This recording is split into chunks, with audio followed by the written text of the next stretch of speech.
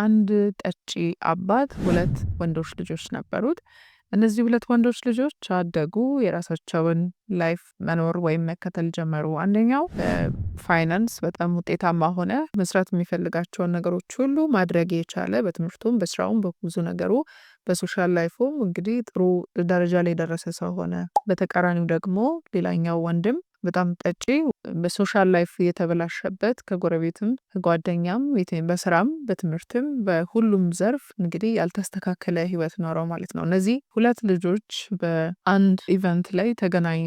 በዚህ ጊዜ አንድ ጋዜጠኛ ስኬታማውን ወንድም ጠየቀው፣ እንዴት እንደዚህ ስኬታማ ልትሆን ቻልክ? እንዴት በዚህ እድሜክ ሁሉ ነገሮችን የራስ ልታደርግ ቻልክ? ተብሎ በሚጠይቅበት ሰዓት አባቴን እያየው ስላደግኩ አለ።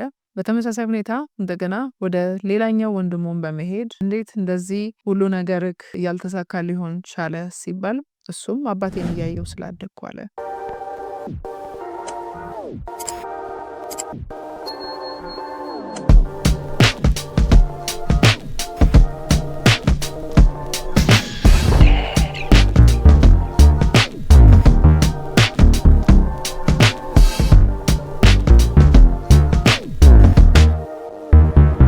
ጤና ይስጥልን፣ እንዴት ናችሁ? እንኳን ወደ ቤቲስ ቴራፒ ሩም በደህና መጣችሁ። እኔ ሳይኮሎጂስት ቤተልሔም መድህን እባላለሁ።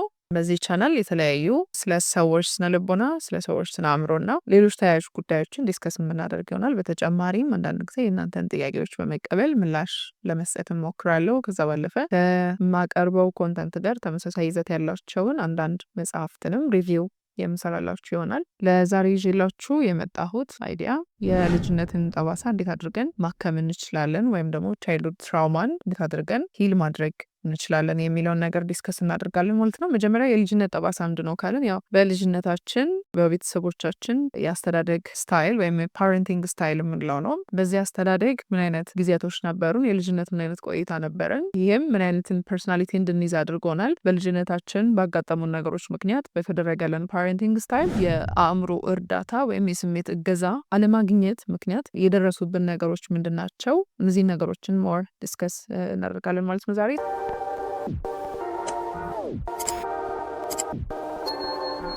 እንግዲህ የነዚህ የሁለቱን ወንድማማቾች ምላሽ ካየን ሁለቱም በተመሳሳይ ቤት ውስጥ በተመሳሳይ አባት ነው ያደጉት። ይህም አባት ጠጪ የምንለው አባት ነው። ይሄ ባህሪ በልጆች ላይ ቻይልድሁድ ትራውማን አሳድሯል። ነገር ግን ከመረጡት ውሳኔ አንጻር አንደኛው ትክክልም አባቱን እየተወነ አባቱን እየደገመ ኖረ። አንደኛው ደግሞ ኮምፕሊትሊ የአባቱን ህይወት ላለመድገም እንግዲህ ከዚህ ሁሉ አሸንፎ ነፃ ሆኖ ወጥቶ ጥሩ የሆነ የራሱን ህይወት መስራትና መምራት ጀምሯል። በተመሳሳይ አባት አድገው የተለያዩ ልጆች መፈጠሩ ትንሽም ቢሆን የአስተሳሰብ እና ኢሞሽናል ኢንቴሊጀንስ ልዩነት እንዳለ ያመለክታል። ምናልባት ለተጎጂው በተለምዶ የምናውቀው ነገር አለ፣ ሄርት ፒፕል የሚባል አባባል አለ አይደል? የተጎዱ ሰዎች መልሰው ሰዎችን የሚጎዱ ይሆናሉ። ልክ እንደዛው ይሄም አባቱ ሲጠጣ ጠጥቶ መጥቶ ደግሞ ልጆቹን ሲደበድብ፣ እናታቸውን ሲደበድብ፣ ሌሎች ጉዳዮችን አስቸጋሪ ነገሮችን ሲያደርግ ነው ያየው። ስለዚህ ይሄንን ተማረ። እሱም እንደገና ሰዎች ላይ ያንን ማድረግ ጀመረ። ጥሩ የሆነ ጓደኝነት የለውም፣ ጥሩ የሆነ ሶሻል ላይፍ የለውም። እንደገናም ኬሪየር ላይም ጉዳት አደረሰበት ማለት ነው። በተቃራኒ ደግሞ ያኛው በከፍተኛ ጉዳት ውስጥ ልጅነታችንን ልናሳልፍ እንችላለን። መቋቋም የማንችላቸው፣ አንዳንድ ጊዜ ማለፍ የማንችላቸው፣ መውጣት የማንችላቸው፣ ለሰዎች ብቻ በማውራት የማናሸንፋቸው የስሜት መቃበስ፣ የስሜት መረበሽ ውስጥ ልንገባ እንችላለን። ከቁጥጥራችን ውጭ የሆኑ ነገሮችም ሊያጋጥሙን ይችላሉ።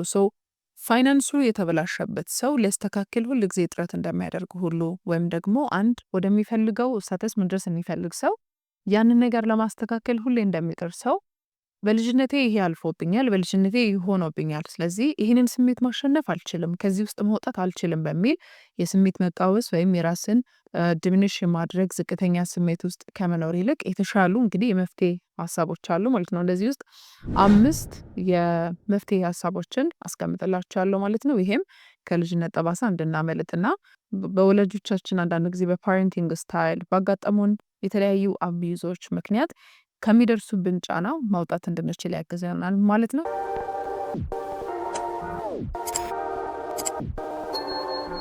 መጀመሪያው ሁሌም እርዳታን ማግኘት ነው።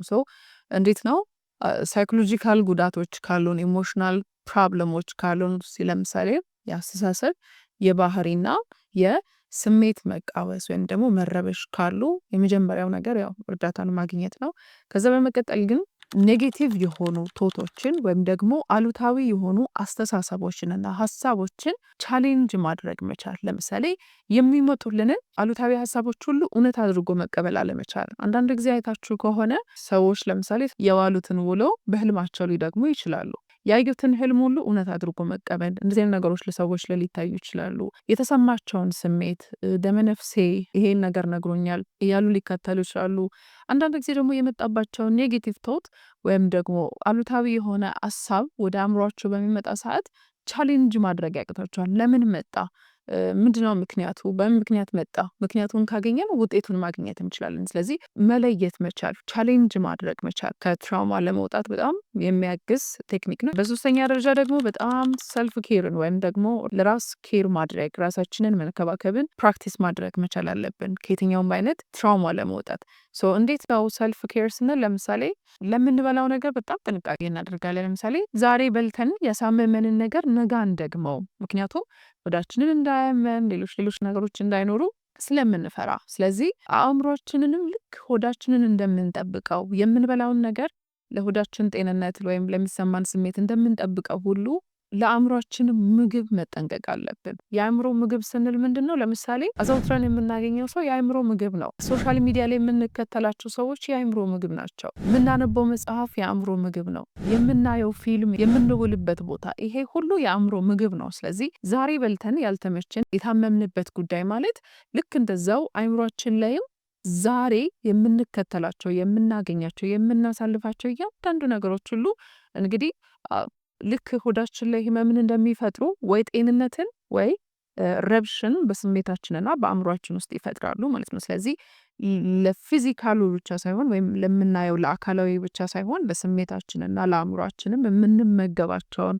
ወደ ውስጣችን የምናስገባቸውን ነገሮች በጣም ኬር መስጠትና ጥንቃቄ ማድረግ መቻል አለብን። ምክንያቱም ይሄም ያስገባነው የምንሰማውን ነገር ማንመርጥ ከሆነ የምናስበውን ነገር ማንመርጥ ከሆነ ይህን ስል ግራ እንዳትጋቡ። ለምሳሌ ሰው ሀሳቡን መምረጥ ይችላል ወይ? ሀሳብ ዝም ብሎ አይደል እንደ የሚመጣው ልንል እንችላለን። ሀሳብ ልክ ነው ሊመጣ ይችላል። የፈለግነውን ሀሳብ ግን ማቆየት፣ የማንፈልገውን ደግሞ ማስወጣትና ድግግሞሹን መቀነስ እንችላለን። ስለዚህ ሰዎች ለአካላችን ብቻ ሳይሆን ለስሜታችንም ለአስተሳሰባችንም በጣም ሰልፍ ኬርን ቢል ማድረግ ነው። ሌላኛው አራተኛ ሰፖርት ሲስተም ወይም ደግሞ ሊረዱን የሚችሉና ሊረዱን የሚችሉ ሰዎች ጋር ጊዜ ማሳለፍ። ለምሳሌ ስሜታችንን የምናወራላቸው በግልጽ የምናጫውታቸውን ሰዎች በራሳችን ዙሪያ ማድረግ መቻል አለብን። እንደዚህ አይነት ጉዳት ውስጥ ያለፉ የሚመስለን ሰዎች ካሉ እኛ ለነሱ ጓደኛ ከሆንን ምናልባት አድማጭ መሆን እነዚህን ሰዎች እንድናግዝ ይረዳናል። ሰዎችም በዚህ ጉዳት ውስጥ አልፍ ያለው የምንል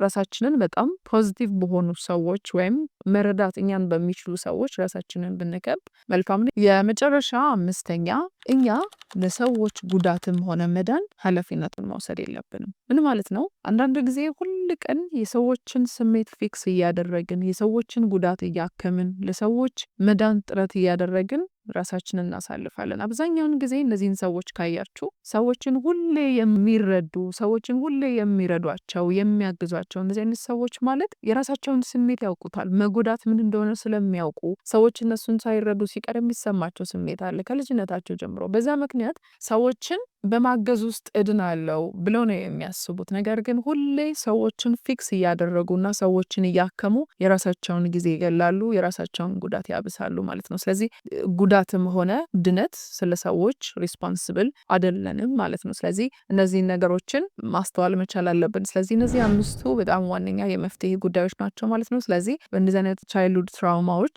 አልፍ ያለው የምንል ሰዎች እነዚህን ነገሮች ፕራክቲስ በማድረግ ከትራውማ ነፃ ማውጣት እንችላለን ማለት ነው። ጥያቄ ካላችሁ በኮሜንት አስቀምጡልኝ። ለዛሬ ይዤላችሁ የመጣሁት አይዲያ ይሄን ነው። አመሰግናለሁ። ቴንክ ዩ ባይ